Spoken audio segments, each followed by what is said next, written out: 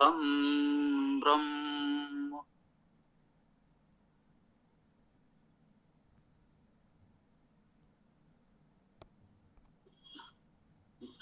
ओम सामवेद अध्याय 1 सूक्त 7। ये इसका दूती मंत्र हम पढ़ते हैं। आज प्रयास करते हैं थोड़ा सा दूती और तृतीय मंत्र।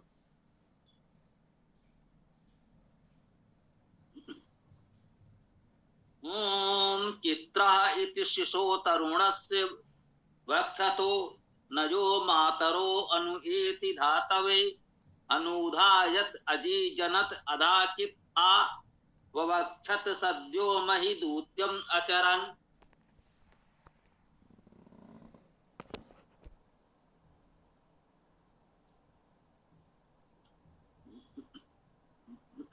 शिशु शिशु का तरुण का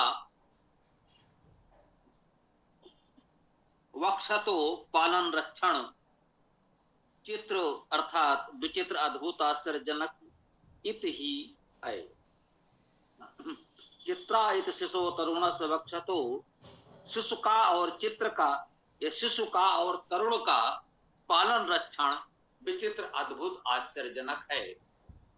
हम लोगों ने चर्चा की है ये आयु की प्रारंभिक अवस्था में शिशु में तरुण में तो अपना उतना विवेक अनुभव नहीं होता कि बहुत तार्किक तरीके से उसको बहुत कुछ नहीं समझा पाते, तो माता पिता को ही उस पर विशेष ध्यान रखना पड़ता है।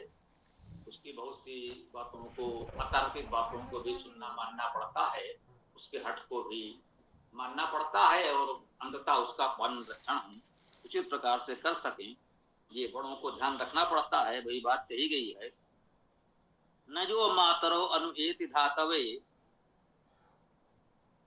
जो धातवे धारण पालन रक्षण के लिए मातरो दोनों माताओं को ना नहीं अनवेद अनुगमन करता है। ये शिशु और तरुण जो है उसका पालन रक्षण इसीलिए विचित्र और अद्भुत है क्योंकि वह माताओं के अनुकूल गमन नहीं करता, वो माताओं का अनुसरण नहीं करता। उसके जो माता पिता हैं वो उसे उचित मार्गदर्शन तो देते हैं, परंतु बाल बुद्धि के कारण वो उसका उचित अनुसरण नहीं करता।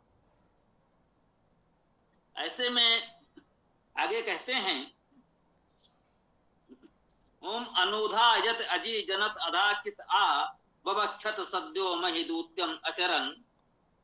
तो यत जो अनुधा अनुधारक अनुकूल धारण करने वाले अजी जनत उत्पन्न करता है, अधा अब इसके अनंतर क्या होगा, चित ही असम्यक समन्तात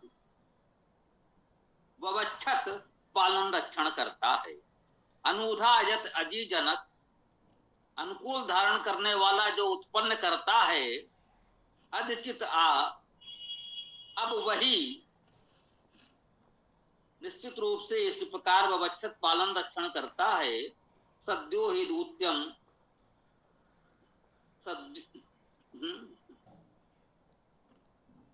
आवक्षत सद्यो महि दूत्यम अचरन। सद्यो का अर्थ शीघ्र तत्काल अभी का ताजा जिसे हम लोग कहते हैं। मई महत पूजित दूत्यम प्रगत परिश्रम को अचरण आचरण करता है। तो शिशुओं के पालन रक्षण में माता पिता को विशेष सावधानी बरतनी चाहिए। केवल उचित अनुचित का बौद्धिक विवेचन पर्याप्त नहीं होता कि मैं तो बच्चे से कह रहा हूं कि ये बिल्कुल उचित है, उसके हित में है, उसे करना चाहिए, लेकिन वो सुनता ही नहीं। वो नहीं सुनेगा आपकी बात क्योंकि वो शिशु है, तरुण है, बालक है, तो अभी उसकी बुद्धि का विकास इतना नहीं हुआ है कि आपके समझाने मात्र से उचित अनुचित को भली प्रकार समझ सके, उसके लिए क्या हितकर है क्या हितकर है। इसीलिए बालहट कहते हैं, बड़ा कठिन होता है। परंतु जो बड़े हैं उसकी माताएं हैं, माताओं में ने कहा था तो जन्म देने वाली माता है ही, दूसरी माता वैसे तो परमेश्वर सबका माता पिता सब कुछ है, और भी जो आचार्य विद्या के लिए ही वेद को भी माता कहा गया है, और उसके आचार्यों को भी कहते हैं कि वही शिष्य को, उस बालक को, विद्यार्थी को गर्भ में धारण करता है और फिर उसका पालन पोषण परिष्कार करता है। तो इस प्रकार से जो भी उसके पालक रक्षक माता पिता की भूमिका में होते हैं, सबको विशेष सावधानी पूर्वक, विवेक पूर्वक उसको उचित दिशा देनी होती है।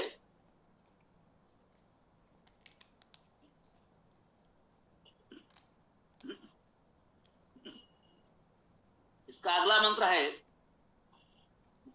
सामवेद अध्याय 1 सूक्त 5 का ये तीसरा मंत्र है। सामवेद की अविकल संख्या 65वां मंत्र है। ओम इदं ते एकं परभूत एकं तृतीयेन ज्योतिषा विशस्व संवेशनः तन्वे चारुयेधि प्रियो देवानां परमे जनित्रे। इदम यह ते तुम्हारा एकम एक है, पर ऊते एकम उससे भी परे तुम्हारा एक और है। देखिए प्रतीकों में, संकेतों में बात की जा रही है, इसे हमें समझना पड़ेगा। इदम ते एकम, ये तुम्हारा एक है, और ते तुम्हारा एक परा अन्य ऊ भी है। एक तो ये तुम्हारा है और इससे परे एक और है जो तुम्हारा है। बस इतनी ही सी बात कही गई। अब वो एक कौन है जिसे पहले कहा गया कि एक ये तो तुम्हारा है ही, और इससे परे एक और है जो तुम्हारा है, वो क्या है, आगे समझने का प्रयास करते हैं। आगे इस मंत्र में कहा जा रहा है तृतीयेन ज्योतिषा संविशस्व। तृतीयेन ज्योतिषा, तृतीय ज्योति के द्वारा, एक तो ये तुम्हारा है, एक और तुम्हारा है, इस दो के आगे तीसरा भी है। उस तृतीय ज्योति से, उस तृतीय ज्योति के द्वारा संविशस्व सम्यक प्रवेश करो। तीन की बात की जा रही है। ये तीन कौन है समझना होगा अभी हमको। अभी मंत्र के अर्थ को सरल रूप में समझें, तो फिर उसके रहस्य को समझने का प्रयास करेंगे। इदं ते एकं परऊत एकं तृतीयेन ज्योतिषा संविशस्व।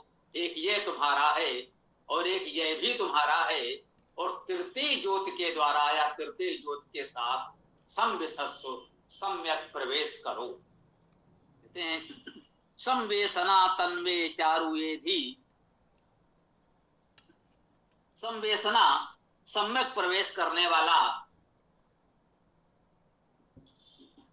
तन्वे विस्तार के लिए, चारु, चारु शब्द का अर्थ सामान्यता अच्छा, उत्तम, श्रेष्ठ के अर्थ में हम लोग जानते आए हैं, लोक व्यवहार में प्रचलित है।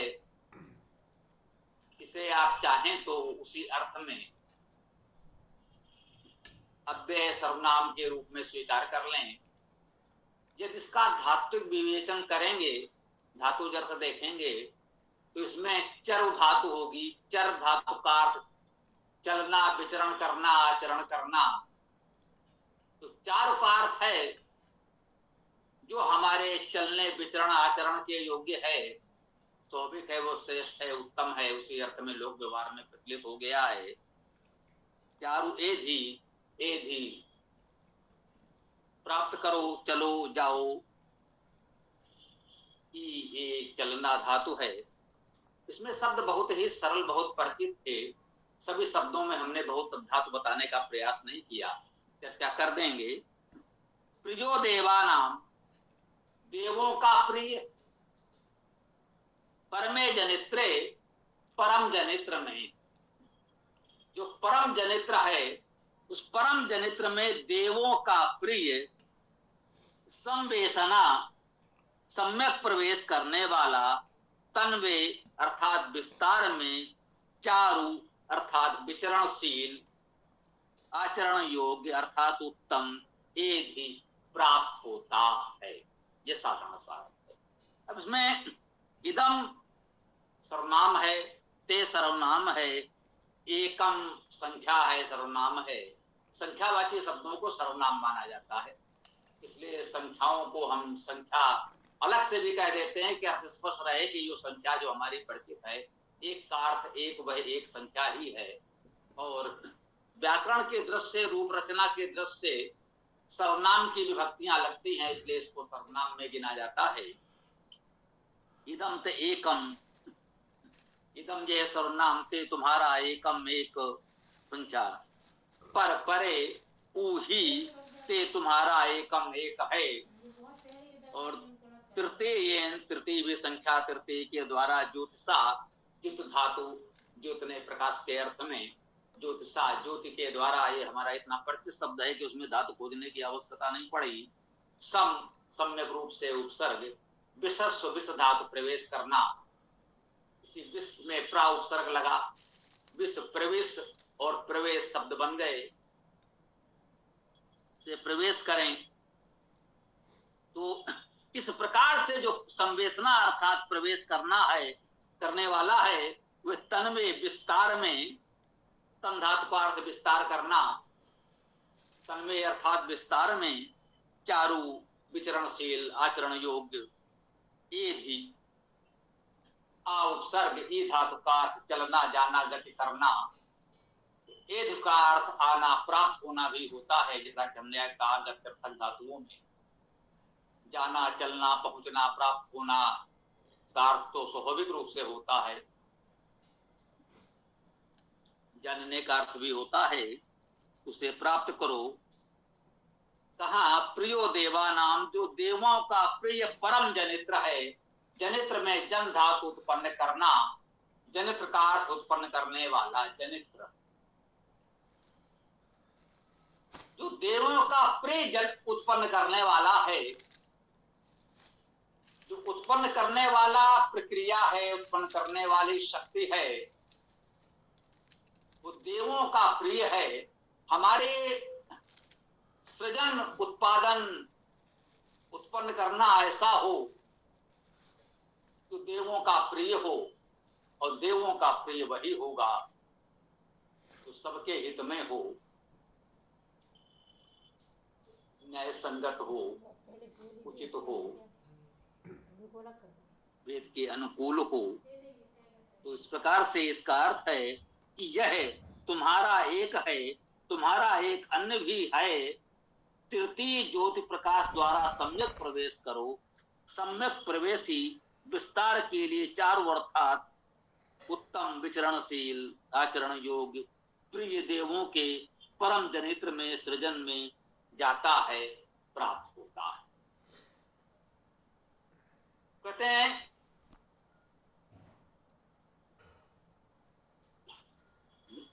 अब इसमें जो ये तीन बातें कही गई हैं उस पर हम विचार कर सकते हैं। अभी तक जो हमने आपको अर्थ बताया, ये मंत्र के शब्दों का बिल्कुल शाब्दिक अर्थ है, जो पूर्णता सत्य है, सर्वमान्य है।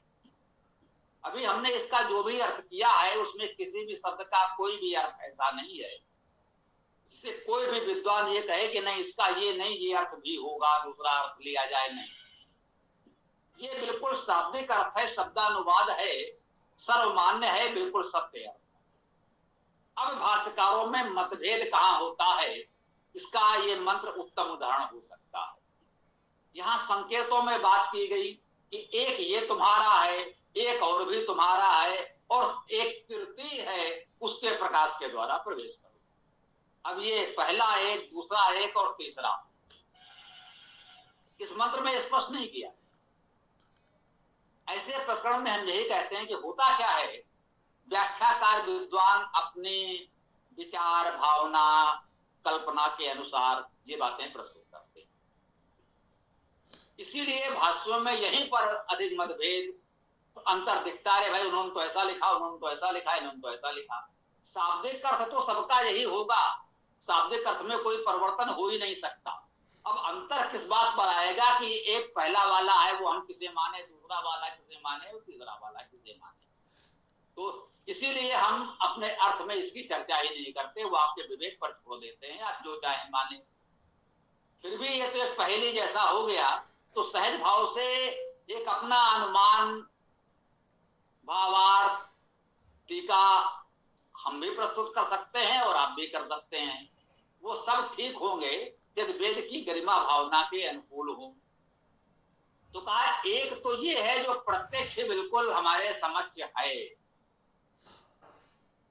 जो हमारा जीवन प्रत्यक्ष हमारे समझ दिख रहा है, ये तो बिल्कुल प्रत्यक्ष है। ये शरीर है, जीवन यापन के साधन, भोजन आदि जो भी हमारी आवश्यकताएं हैं, एक तो ये है बिल्कुल प्रत्यक्ष है। ये प्रत्येक को दिखता है, प्रत्येक मानता है, प्रत्येक इसका पालन करता है, जो कहे कि करना ही पड़ता है। अब इसे चाहे केवल व्यक्तिगत शरीर तक एक मान लें या बहुत उदारता दिखाएं तो अपने परिवार तक विस्तार कर लें। एक तो हमारे विचार से जो पहला एक कहा गया है वो तो इसी के लिए हुआ। अब जो दूसरा एक कहा गया है वो थोड़ा बड़ा हो जाता है, थोड़ा व्यापक हो जाना चाहिए, तभी इस प्रकार से अलग से कहा गया है कि एक और भी है, उसका भी ध्यान दो। इस पहले का ध्यान तो सब रख ही रहे हैं, दूसरा जो है थोड़ा उसके विषय में भी सोचना होगा, वो भी तुम्हारा है कह रहे हैं। अब वो भी तुम्हारा क्या है, जब कोई बिल्कुल व्यक्ति केंद्रित है तो कहेंगे भाई ये परिवार तुम्हारा है। यदि परिवार दुखी है, पीड़ित है, कष्ट में है, तो अकेले तो तुम सुख में नहीं रह सकते। तो भाई ये परिवार भी तुम्हारा ही है, उसका भी ध्यान दो। मान लीजिए कोई व्यक्ति है थोड़ा अच्छे विचार का है, अपने परिवार भर को तो वो देख लेता है, कहता हाँ भाई ठीक है ये परिवार तो मेरा है, प्रथम चरण पे वो परिवार की बात तो करता है। स्वाभाविक है जो व्यक्तिगत रूप से हमें कष्ट होगा वो पहले दिखेगा, लेकिन सामान्यतः हम अपने परिवार का ध्यान तो रखते हैं। अपवाद हो सकते हैं लेकिन अधिकतर लोग तो अपने परिवार का ध्यान तो रखते हैं। तो कहते हैं भाई ये केवल अपने इस छोटे से परिवार तक सीमित मत रहो। माता पिता भाई बहन पत्नी बच्चे एक सीमित छोटा परिवार हुआ, थोड़ा अपने दृष्टिकोण को यदि बढ़ा करो तो ये जो आपका समाज है, उसे चाहे तो आप राष्ट्र भी कह ले, जो भी आपका परिवेश है, पड़ोस है, समाज है, वो भी तुम्हारा ही है। यदि आपके आसपास पड़ोस में मलिनता हो, गंदगी हो, दुख का स्वभाव हो, तनाव हो आपके आसपास लोगों में, तो अकेले हम अपने घर में अपने परिवार में यह ठीक भी है तो वो परिवार भी बहुत सुख शांति से तो नहीं रह पाएगा। यदि अड़ोसी पड़ोसी में चिल्लपों, विवाद, झगड़े, झंझट, दुख, आर्तनाद, रोना पीटना निरंतर होता रहे तो उनके बीच में अकेला हमारा घर ये ठीक भी है तो हम कैसे सुखी रह सकते हैं। कहते हैं भाई ये जो आपका आस पड़ोस परिवेश है, आपका समाज है, जहां तक आपका समाज है, ये आपका समाज भी आपका अपना ही है, ये भी तुम्हारा है। स्पष्ट कह रहा है वेद मंत्र कि भाई एक और है जो तुम्हारा ही है। एक तो तुम्हारा परिवार तक तो ठीक है, लेकिन ये पड़ोस परिवेश समाज भी तुम्हारा ही है। यदि अपना घर ठीक हो गया है तो उनके बारे में भी सोचना ही पड़ेगा, क्योंकि तो समाज में तनाव, विवाद, संकट है तो फिर अकेले हमारा परिवार सुखी नहीं रह पाए। तो फिर हम करें क्या, हम हमारा परिवार हमारा समाज कैसे ठीक हो सकता है। तो कहता है तृतीय ज्योतिषा संविशस्सु, इस तृतीय ज्योति के द्वारा, तृतीय प्रकाश के द्वारा सम्यक प्रवेश करो, अपने आप को पूरे समाज में प्रवेश करो, व्यापक हो जाओ, समाज का हित सोचो। तृतीय ज्योतिषा, इस तृतीय ज्योति के द्वारा, एक तो मैं हूं, एक मेरा है, तुम हो, तुम्हारा है। ये मैं और मेरा, तुम और तुम्हारा से जब आगे बढ़ जाएंगे तो पहला तो कह लीजिए मैं और दूसरा हो गया मेरा। अब मेरा की सीमा में कोई एक छोटा सा परिवार अपने पत्नी बच्चों तक सीमित है, कोई मान लेता है कि नहीं भाई हमारे माता पिता भाई बहन आदि भी हमारे अपने हैं, वो भी देखना है। किसी का विचार थोड़ा और व्यापक है, वो कहता नहीं भाई हमारे अड़ोस पड़ोस एक छोटा सा समाज हमारा है और सबके विषय में हमें सोचना चाहिए। तो मैं और मेरा, मेरे का क्षेत्र कुछ का सीमित है, कुछ का बड़ा है, ठीक है। तो मैं और मेरा, कहते हैं इस मैं और मेरा के अलावा एक तृतीय तीसरा तीसरा भी है, उसको देखो। जो वो तीसरा है वो प्रकाशमय, मुझमें भी प्रकाश है, हम भी प्रकाशमय हैं। परमात्मा की ज्योति, उसका प्रकाश हम में भी है, तुम में भी है, जो मेरा है उसमें भी है, आप में भी है। परंतु जो तृतीय है वो प्रकाश कुछ विशेष, वो सर्वव्यापी परमेश्वर की दिव्य चेतना है, वो प्रकाश है। यदि उसकी हम सर्वव्यापकता को अनुभव करते हैं, उस परमेश्वर के प्रकाश के द्वारा उसके साथ हम इस समाज में स्वयं प्रवेश करें, व्याप्त हो जाएं, ये भाव हम इस मंत्र से प्रेरणा ग्रहण करें कि मैं और मेरा से आगे बढ़ करके हम उस सर्वव्यापी परमेश्वर की दिव्य चेतना के प्रकाश के साथ इस समाज में प्रवेश करें, व्याप्त हो जाएं, सब में प्रवेश कर जाएं, सबको अपना मान लें,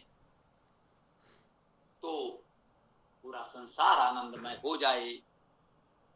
कहते हैं जो इस प्रकार से संवेशना ऐसा प्रवेश करने वाले हैं, वे सब विस्तार में उत्तम प्रकार से व्याप्त हो जाते हैं और वे देवों के सृजन में प्रिय होते हैं, देवों के प्रिय सृजन में स्थित होते हैं। ऐसा किसी प्रकार से अर्थ कर लें, व्याकरण के दृष्टि ठीक हैं और भावार्थ भी लगभग एक है। तो ये अति उत्तम मंत्र, हमको बहुत उत्तम प्रेरणा देने वाला मंत्र है। इसके साथ ही हम इस मंत्र की व्याख्या को विराम दे सकते हैं। आगे आप लोगों का जो भी प्रश्न विचार आदि को प्रस्तुत कर सकते हैं। ओम खम ब्रह्म। नमस्ते स्वामी जी। एक शब्द आया है अथर्ववेद में, सम्राज्ञी, सम्राज्ञी, इसका धातुज अर्थ क्या होता है स्वामी जी? मैं थोड़ा कंफ्यूज हूँ।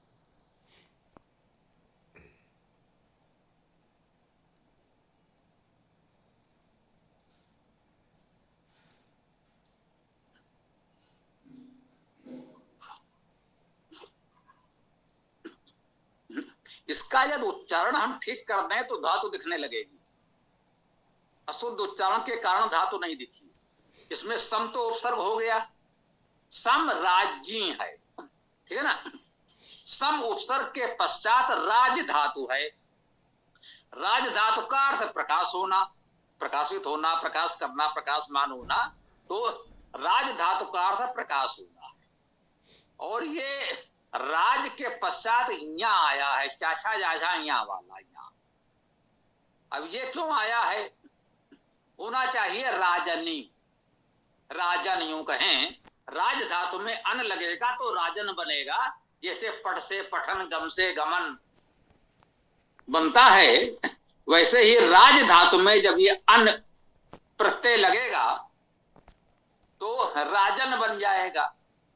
अब ये वैदिक भाषा की विशेषता कह लें, ये जो अन प्रत्यय हमने सहज भाव से कह दिया, ये स्वर आ का लोप बहुधा दिखता है आपको। अब जब ये आ लुप्त हुआ तो राज में जा अस्वर हो गया, या हलंत जिसे कहते हैं, अर्थात उसमें स्वर नहीं है। जब जा में स्वर नहीं है तो बाद का जो ना था वो जा के अनुसार से ना अंतिम वर्ण था, तथा दाधा ना पांचवा वर्ण था, तो जा के वर्ग का पांचवा वर्ण चाचा जाझा यहाँ में परिवर्तित हो गया, तो वो राज यहाँ बना। और उसका जब स्त्रीलिंग बनाया गया, ई प्रत्यय लगा तो राज्य बन गया। तो इसमें सम उपसर्ग और राज धातु स्पष्ट है। यदि सम उपसर्ग नहीं भी लगता तो राज्य शब्द बनता। बोलचाल में इसे हम लोग रानी ही कहते हैं। आधुनिक भाषा में ये कह सकते हैं, वैदिक काल या संस्कृत की इतनी जटिल व्याकरण से मुक्त होकर जो हम सरल उच्चारण करते हैं, तो सामान्यतः हम इसे रानी कह देते हैं। मतलब जा और या दोनों को मिलाकर सीधे सीधे ना ही आ गया, तो हम लोग इसे रानी कहते हैं।